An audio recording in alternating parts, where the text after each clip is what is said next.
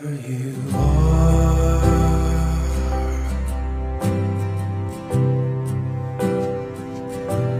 wherever you'll be,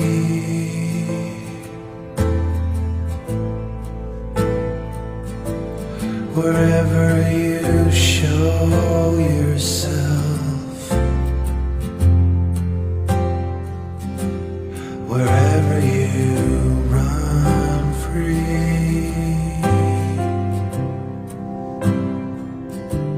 forever you are,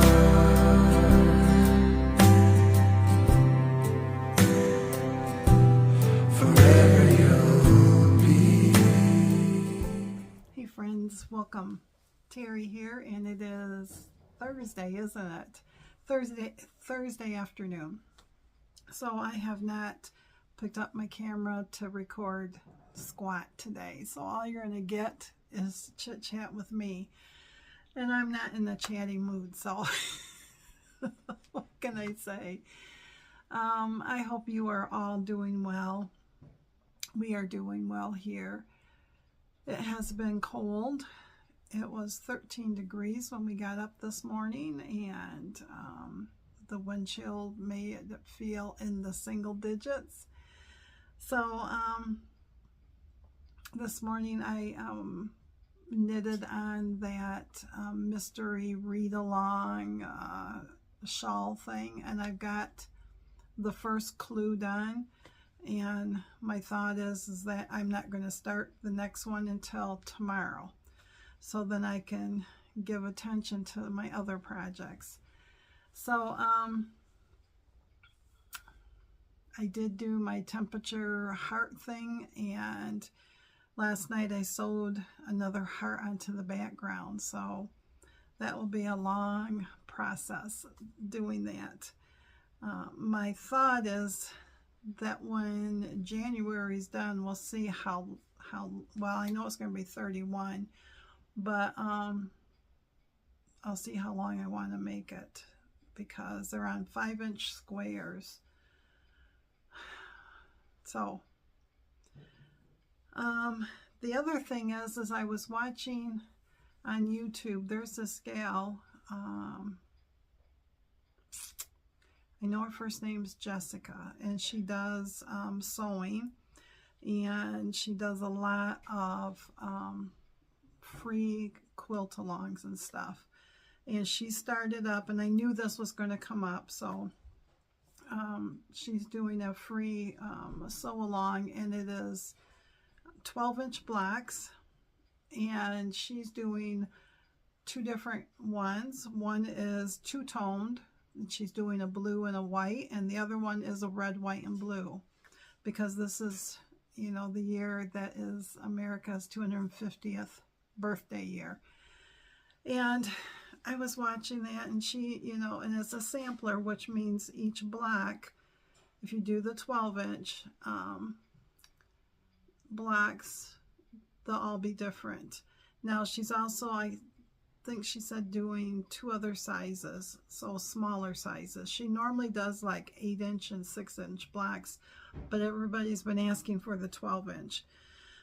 So I was sitting there, and I saw the two blocks, and I thought, you know, it immediately came to my head what fabric.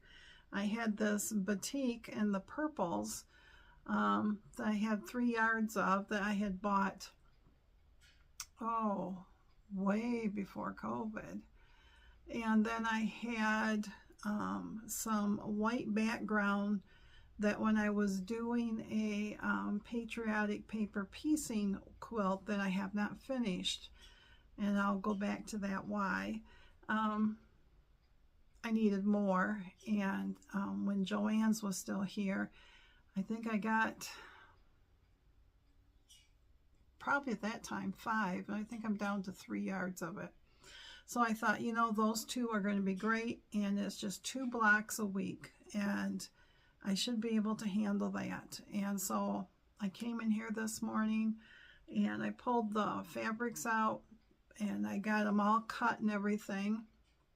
And so the let me show you the fabrics. I got them in my storage case here. So this is the white.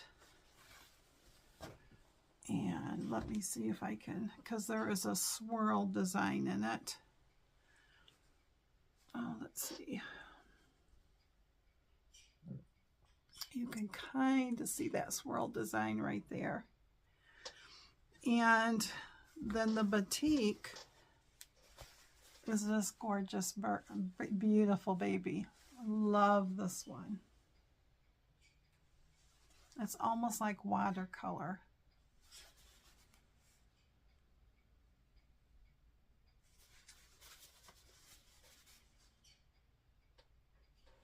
So I have that in here, and then I have black 2 all ready to sew, and we'll see if I sew it today or if I wait. So I did get, I better take care of it just in case. I did get black 1 done. Let me close up my container here. So I get these little containers off from Amazon, you know, so, and they work wonderful for all types of projects. So black 1 I did get done, and this is what she looks like. I just love the different colors that come out in the batiks. They're supposed to be 12.5-inch square. Mine is going to end up being like a 12-inch. For whatever reason, I can never get that, if it calls for that 1/4-inch seam allowance, I can never get, it looks like it's a 1/4 inch, it measures a 1/4 inch, but somehow, when you put everything together, it's not. But, oh well, as long as they all are the same. So that is black number 1, and I'll put that in the bin. And black number 2, I'll shoot a picture up so you can see what it's supposed to look like. It's not going to be that difficult. It's just a lot of what they would call a flying geese unit, where you take a piece of fabric and then you put another square on one side and go corner to corner and fold it up, and then do it to the other side. So but this one are bigger pieces. The other ones were 2-inch pieces. So these are 3.5-inch pieces. So this should go a little faster. And my yarn arrived from Hobby Lobby for that crocheted blanket that were quilt inspired pieces. And so technically I can look up, and tonight I could start on one black, because it is 2 colors and it is the white. But probably what I'll do is I'll try to get organized with it, and I will match up what she says her colors are to what my colors will be, and I'll write it on the band. And then maybe I'll get started tomorrow. So, but other than that, it's just been another laid back day. Oh, I did get my seeds for the garden all sorted out, and I came to a realization that I have 3 different kinds of peas.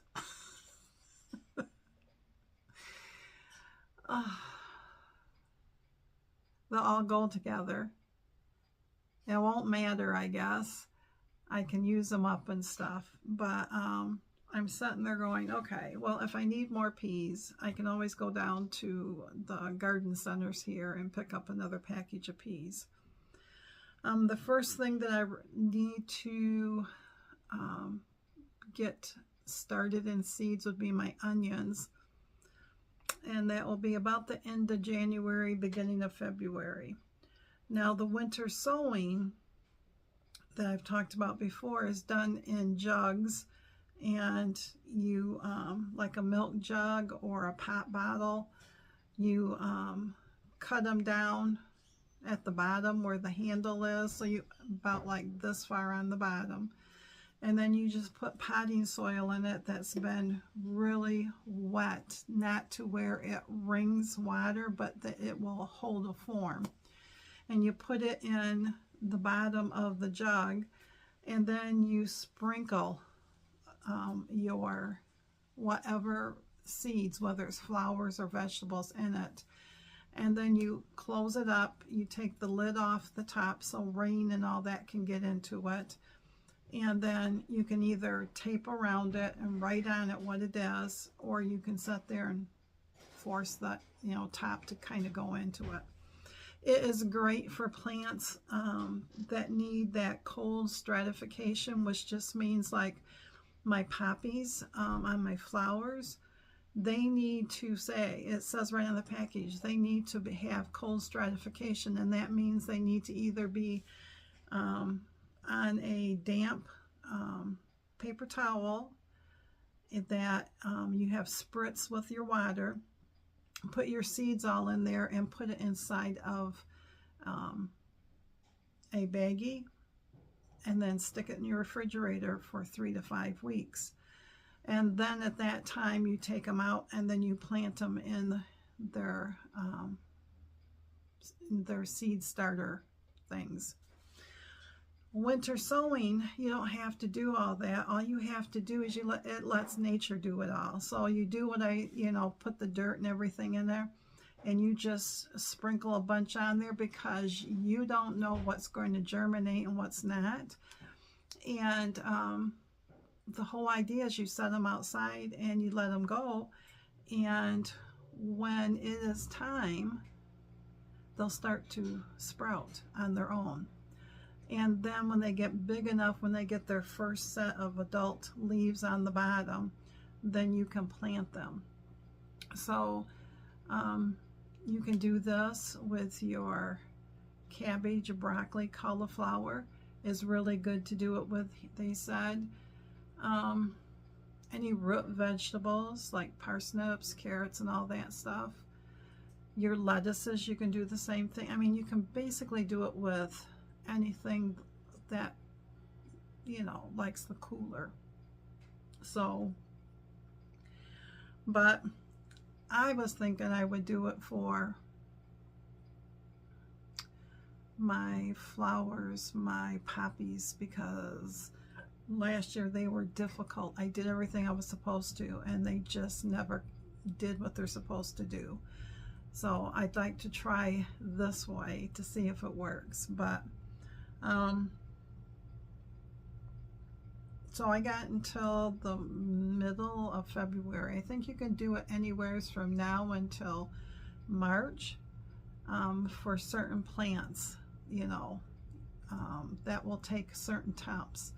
Like right now, the cabbage probably would not like being out in this frigid cold. So, but it's mainly for your perennials that will come back, because they gotta be hardened off by the cold a year at first. So I did sort all that out and got all my seeds that I want to plant in the garden, and I will do another day. I'll show you what we're thinking about planting and stuff, and all the designs and everything. But for today, it's just this small chit chat showing you, yep, Terry started another project.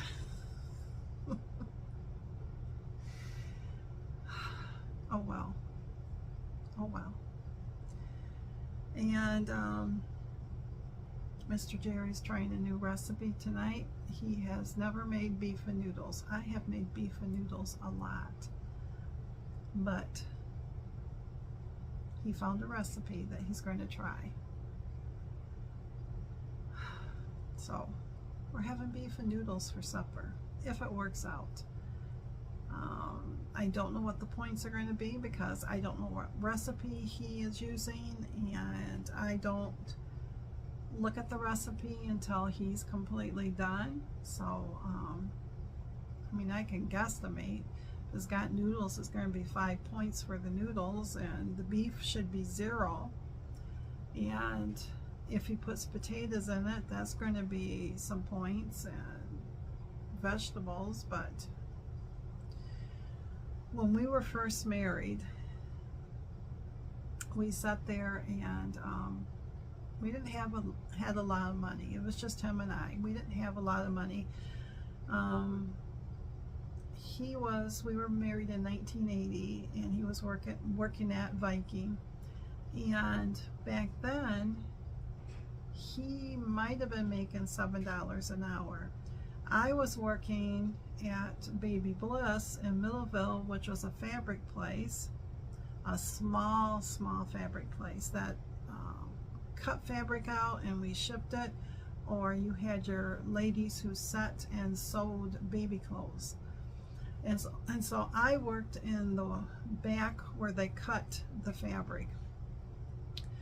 And you had these big heavy bolts of fabric that you had to pick up with someone else and put them up on bars. And shoot, I was 20, 21, but somehow I injured my back doing that, and I was off from work, and so money was tight. Money was tight. So we ate a lot of eggs, scrambled eggs. We ate a lot of hot dogs. We ate beef stew. And the beef stew was Dinty Moore. And the Dinty Moore was, you dumped it in the pan. I added additional water to it. And we would have a small box of Bisquick. And I would do dumplings on top of it. Yes, Nala. And so, what, Nala? And so he got used to that, and it's really good. I mean, but it's Dinty Moore, high points. But that was one of the things that we always made, because we had to stretch, and we weren't able to buy beef stew all the time, and we weren't able to buy meat all the time. Because we had a place that we were renting that you had to come up with rent money and all that stuff. And his grandma had a house that came available that she was renting, and so she offered us the place, and all we had to pay was the principal, I think, on it, which back then, in 1980, let's see, 81, we moved into it. Maybe $50. Not really a month either. And when she got really sick, it was put in her will that the house would go to us, not to keep, but not have to owe anything on it. So, but times were tough. Babies came. We got laid off at Viking, and it didn't pay us, and it didn't do me good to go get a job to turn around to pay someone to babysit when I could be home. That was his thinking, and so he worked several small jobs. I mean, he was a cashier at Toys R Us. He worked for a potato farmer. He worked in this factory that was not a good place. It was like a rehab place for criminals, and he even said to me that it was pretty shady. But it was a job. And then his mom would sit there, and every time she bought groceries, would stop to the house, and we would always have a couple extra bags of food. And Jerry would say, well, what is this? And she goes, well, they were having specials, so I got extra. Well, we both knew, and I remember our first Christmas that when our son Isaac was a baby. I mean, just a baby. He was born in February, so, and you know, here it is Christmas in December. He wouldn't remember Christmas.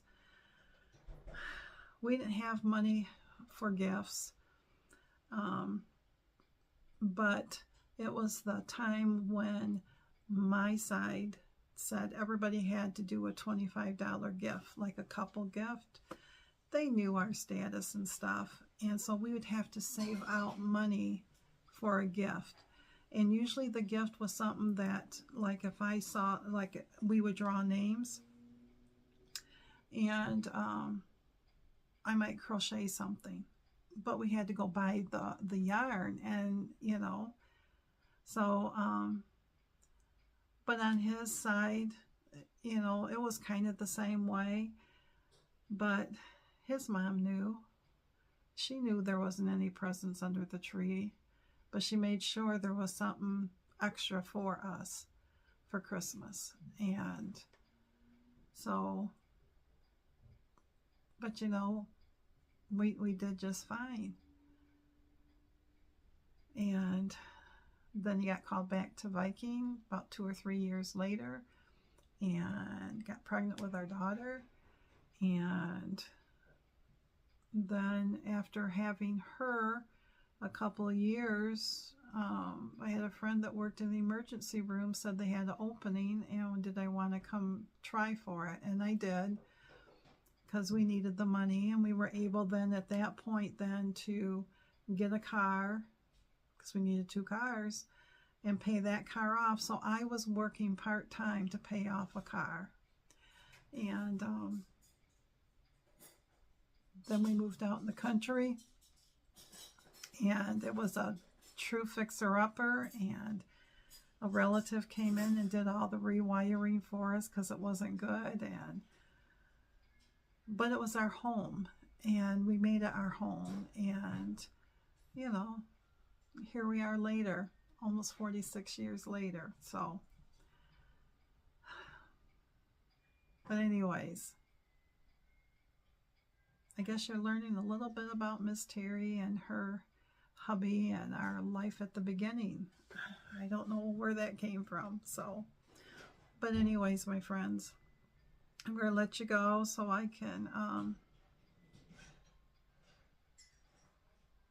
I guess, go put my feet up. I've been sitting in here sewing for a little bit, rest my back, and put this little vlog up. Sorry, it's just me, so nothing spectacular. So thanks for stopping by as always, and until we can see each other again, see you soon.